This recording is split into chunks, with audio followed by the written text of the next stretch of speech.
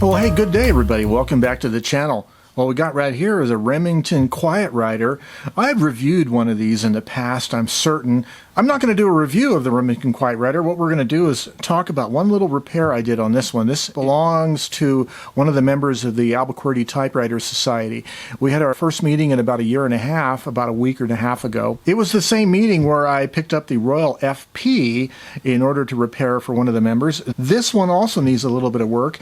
It was causing a double imprint of the letters. But I had a clue. Let's check the timing of the escapement.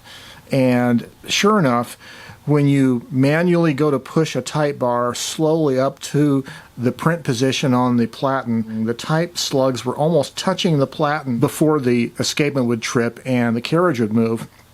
So I figured, okay, this needs a escapement timing adjustment. So let's go out to my very neatly organized workshop.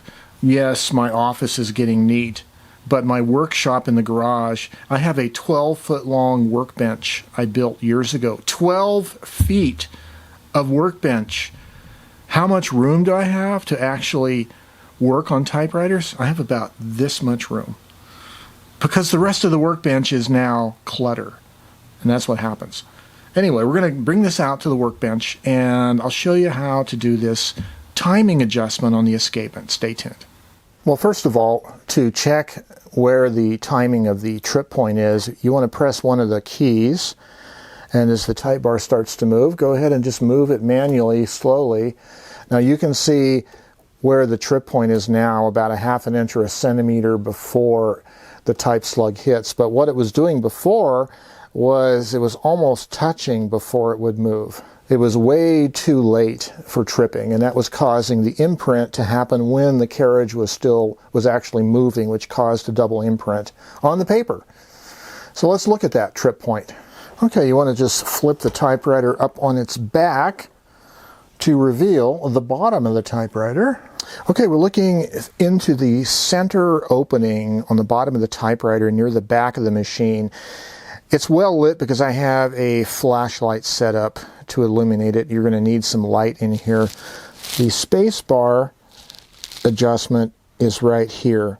This is the linkage that pushes the escapement rocker for the space bar. If you need to adjust the space bar timing, you want to loosen this nut and adjust this set screw. For the keys, however, the printing, the trip point is adjusted by this arm here. So spacebar trips the escapement rocker here. The key operations push on this linkage here. This is the adjustment for the trip point. You want to drive this set screw down closer to the escapement rocker to trip it sooner, which is what I had to do. So I had to loosen that set screw and drive this down so that it hits the escapement rocker sooner. So this is an American-made typewriter. It uses a 3/16" nut driver. I'm going to try to loosen that locking nut. I'm going to back off the trip point a little bit, like a half a turn. And you might have a problem locking it in place based on the kind of nut driver you're using. I'm going to use an X-Lite set to lock it in place. But you don't want to drive these set screws down too far. So at the rest position, you want a little bit of play between the tip of the space bar set screw and the escapement rocker so that it's not riding right on the rocker. There's a little bit of play there, and the same thing with the key travel. You want there to be a little bit of play in that arm before it actually, like right there, before it actually touches the escapement rocker, just so you're not affecting the resetting of the escapement rocker after the carriage moves. All right, we'll choose one of the middle type bars. Okay, it is closer than I actually had it a little bit too far out. That's more like it.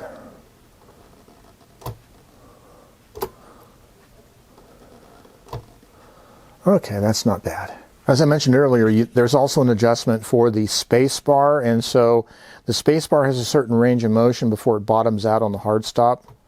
And this one is set to about halfway along its travel, and you can set that up for however you like the space bar to be. If you set it so it's too sensitive, it could skip spaces just due to vibration as you're typing on a bouncy table. So I like it where you need a little bit more of a push to trip it, but you don't want it to have it so insensitive that you have to bottom it out before it trips. So somewhere like halfway down there works pretty well. I have to be able to touch type. Okay, now I want to show you something else here. So this machine has a very hard platen roller. So I'm going to hit the L key rather gently. And you can see that it has a good clean imprint. Now I'm going to hit the L key hard. Okay, do you see that little faint ghosting?